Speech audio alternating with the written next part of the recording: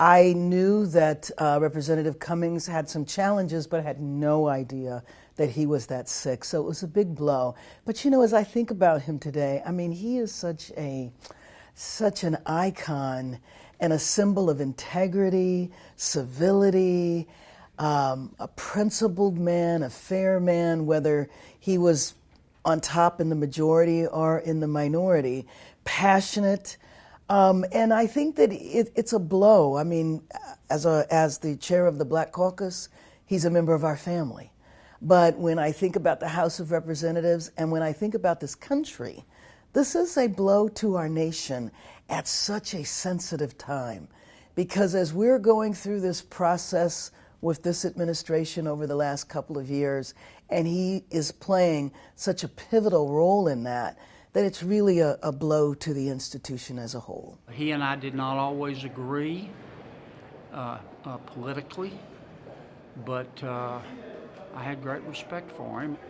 I believe it was Lincoln who said, you know, we're all born originals, but sadly most of us die copies because life kind of makes us conform. And the congressman was born an original, and he left this world, hopefully, I believe, to a better world as an original.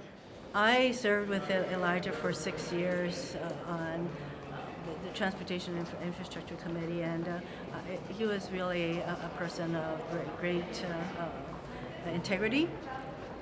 I was so shocked and saddened to hear of his passing, because I think he was a voice for justice, for the kind of values that our country stands for, and we need those kinds of voices, and I feel really bereft that he's gone.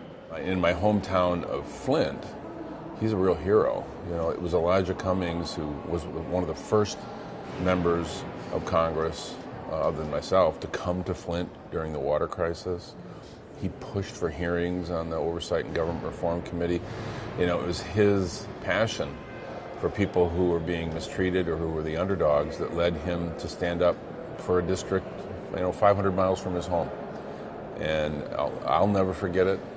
The people of my hometown will never forget what he did and what he meant to them.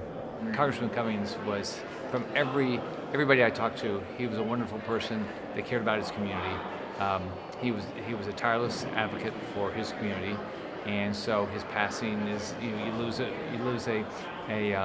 successful, powerful public servant. I think what I take away from him, what lesson I get, is that we need to be outraged more. When we see things that are so unjust and so unfair, we can't treat it just like any other policy difference. He was able to bring that outrage and that moral clarity to some of these questions that I think very few people have been able to do in this institution. So we ought to all remember that and try to learn from it. I laugh because he would typically, when he wanted to say something to me, he would typically yell, Bass, come over here. And then he would tell me what he had to say. And most recently, I sought out his opinion, his advice, and his feedback over how the Congressional Black Caucus was moving forward. And he knew that I wanted him to come in and tell us all about the Oversight Committee. Unfortunately, we never had an opportunity to do that because he was always in the middle of leading a critically important hearing. But we refer to him in the Black Caucus as a member of the Big Five. So we have 5 of our members that chair full committees. And so he was a member of the Big Five, and of course playing such a important historical role right now. And so, in a way I feel we all got cheated.